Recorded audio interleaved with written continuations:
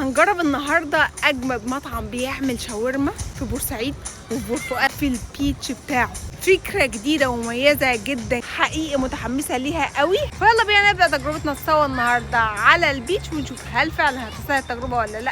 يلا بينا. جراند شاورما من المطاعم المميزه والجامده قوي في بورسعيد وبورفؤاد، قرر يدلعنا اكتر وعمل لنا جراند بيتش في هيلنا بيتش. البيتش معموله على احدث طراز، معموله على طراز دهب بالملي، هتحس كانك في دهب. بصوا ده مدخل البيتش، شكله خطير والفايبس بجد جامده قوي. انا حاسه ان انا سافرت دهب وانا قاعده في بورسعيد. فحقيقه يا جماعه من اول الدخل فانا متحمسه جدا لتجربه جراند بيتش. المكان مقسوم لكافيه والبحر. البحر ليه رسوم للدخول 200 جنيه، 100 جنيه رسوم الدخول و100 جنيه ممكن تشرب بيها اللي انت عايزه من المنيو بتاعه. البحر نضيف جدا، مليان برجولات ومليان بين باجز. وكمان لو عايز بقى تحس اجواء دهب بجد، تختار الشازلونج وتقعد تحت الشمسيه الخوص، وهو ده اختيارنا. كمان في مكان مخصص لتغيير الملابس عشان تنزل البحر وتستمتع بجو البحر. وفعلا احنا عملنا كده، غيرنا هدومنا ونزلنا البحر واستمتعنا باجواء البحر. بعد طلعنا قعدنا على الشازلونج علشان نستمتع بالقعده قدام البحر والهدوء والروقان والاستمتاع بصوت البحر. الله يا جماعه على الروقان، بجد كان روقان عالي قوي، خصوصا ان هم مشغلين اغاني فيروز. فالفايبس على جراند بيتش كانت جامده جدا. غيرنا هدومنا، خلاص جوعنا جدا بعد فرهات البحر، فقررنا نسيب البيتش بالرمل بتاعه وننقل على الكافيه. ده الكافيه يا جماعه، الكافيه كله نجيله عشان اللي مش حابب يقضي اليوم كله على البحر، يفصل بين البحر يقعد على النجيله. المكان نظيف جدا والكراسي بتاعته مريحه قوي، وبرده الفايبس بتاعته حلوه قوي. ده المنيو منوع جدا، كله اكلات بحر، مكرونات، وجبات، حتى البط والحمام موجود يا جماعه. فانا اتفاجئت بالمنيو بتاعهم، قررت اجرب من عندهم الوجبات. طرت وجبه نص فرخه مشويه، حجم الفرخه كان كبير، بيجي معاها رز وسلطه وطبق عيش، كمان توميه وطحين. حجم الوجبه مشبع جدا. وده شكل الفراخ، تتبيلتها جامده جدا وريحتها تحفه، اما طعمها